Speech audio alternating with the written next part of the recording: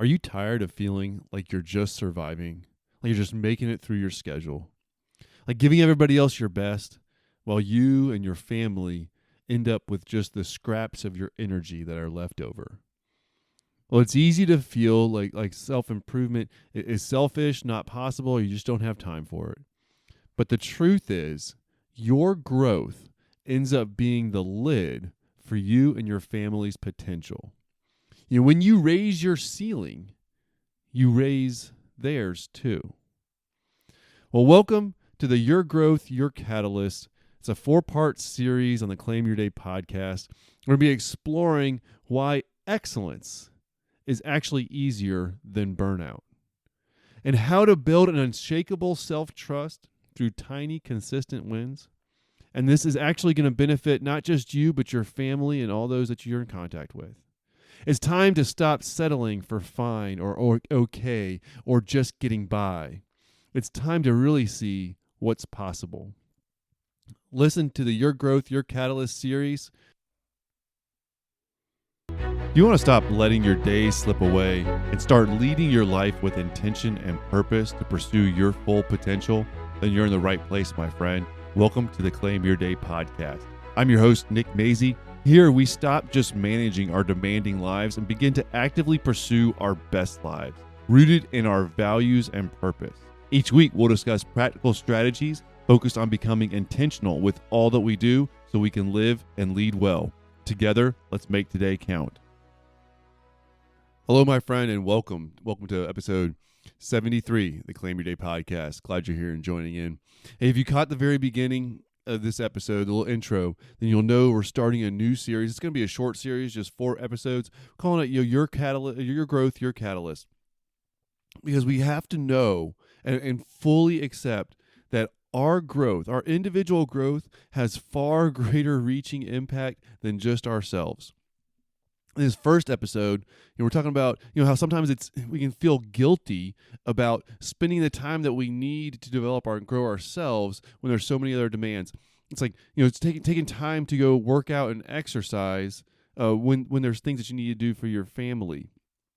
And that you might not be a good parent if you're spending time on your own personal growth, developing yourself, even exploring your interests. These things that are good for your life, you can feel guilty sometimes because it seems like it's all for you.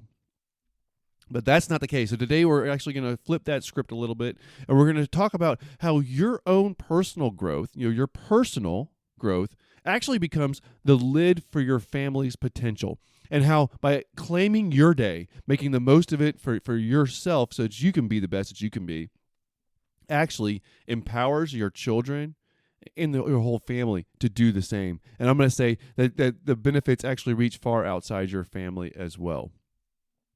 And really think about this, your growth can actually be the greatest gift that you give, not just for yourself, but for others as well. So your self-improvement, it's not selfish. It is not selfish. And a lot of it comes back to leadership. Because if you're growing and improving yourself, you're going to be able to lead your family, you're going to be able to lead those around you better, and you're going to show them the example that needs to be done. Now, you're going to have to forgive me a little bit, please. My throat's a little scratchy. It's the middle of winter and got a little sinus stuff going on, so I won't get into it too much. Just forgive me a little bit. I'm going to try to do my best here. Because I want to make sure these episodes come out for you. So as always, we're just going to be a few main points. Just a few main points. And as you probably already know, one of them is definitely going to be related to John Maxwell. So John Maxwell, he talks about how leadership is influence, nothing more and nothing less. But if we're thinking about this in the context of our own personal growth and how it's not selfish, think about it. If you want your kids, if you want your family, if you want the people that work for you, so it's not just family stuff, but it's, at work too. If you want them to be striving to be their best, to perform their best, to grow and improve, develop their skills, and to just excel and to achieve that potential that they have, if you want them to do that, which I imagine you do, then you have to show them the example by influencing them in the positive way. It's funny, no matter what I tell my kids, they insist on doing what they see more than what I tell them to do. The same is true at home, and the same is true at work. If you're working with a team, you're leading a group, and if you're slacking off, they're going to slack off. You got a bunch of direct reports, and they see you showing up late and dipping out early. Well, their behavior is probably going to follow suit. And you have to look in the mirror. You got to look in the mirror and say, hey, are they acting like me? Then if so, it's time for you to adjust your influence by showing them how they're supposed to act, by leading the way, showing them what's possible, and so that they can ultimately make it happen. Your leadership is going to influence them.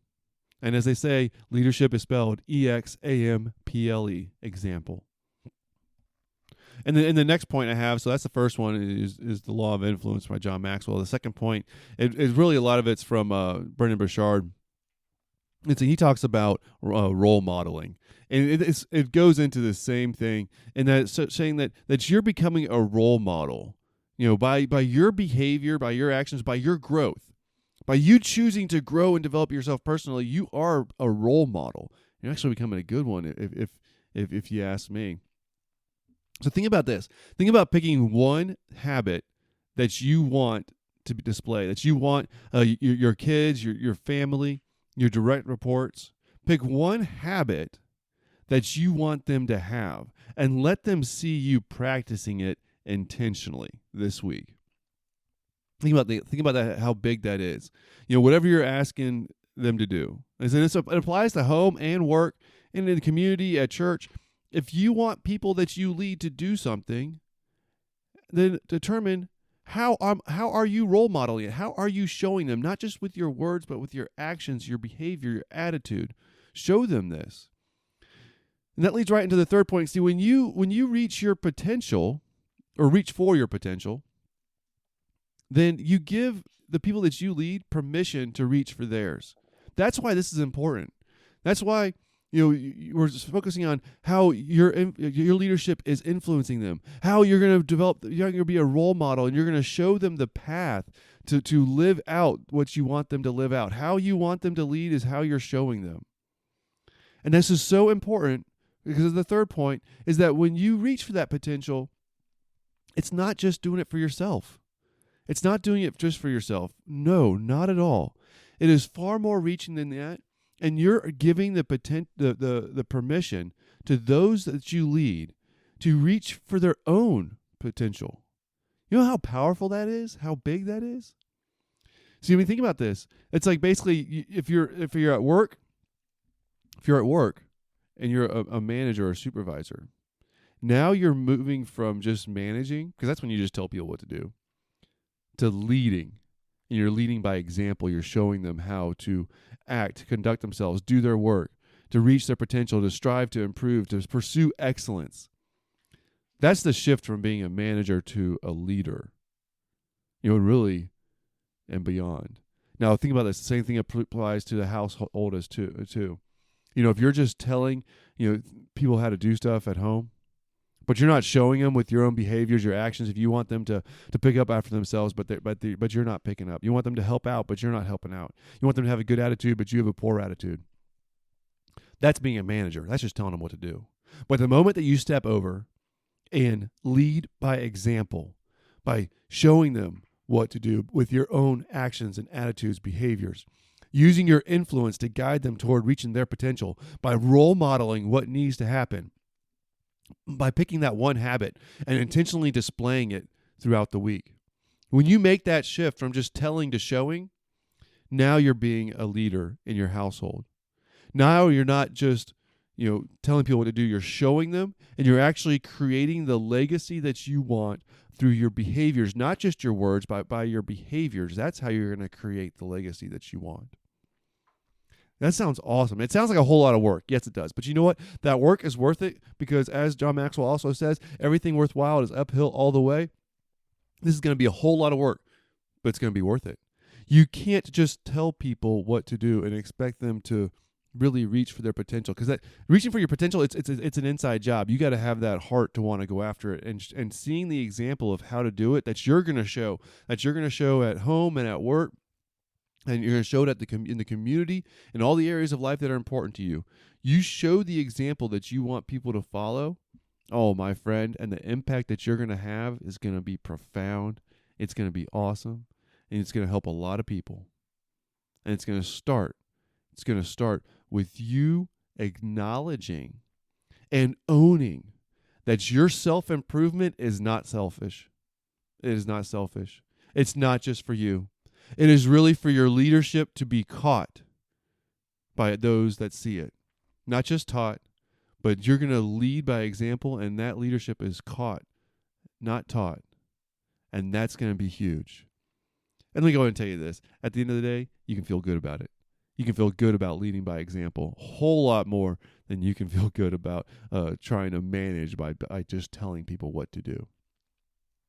All right. So this week, you're going to pick that one habit that you want your kids, the people that your direct reports, people that you work with, people in the community, whatever it is, whatever those areas of life that are most important to you, you're going to pick that one habit, and you're going to get really intentional about it, and you're going to practice it so that people see it.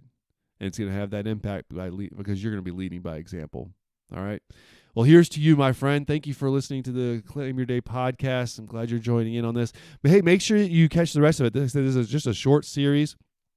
Your growth, your catalyst. And basically what it is, it's leading up into the next series that I have already lined up.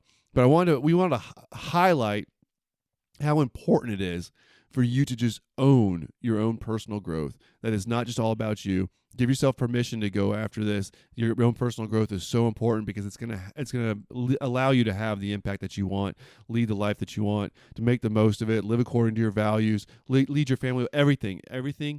It all relates to you becoming the best that you can be, because your growth is the potential, is the lid for those that you lead. So make sure that you're raising it as high as you can. All right. Thanks again for listening. Take care, and can't wait to talk to you in the next week, where we're continuing to talk about from a different aspect of why your personal growth is about the most important thing that you can do. All right. Take care, my friend. Talk to you next week.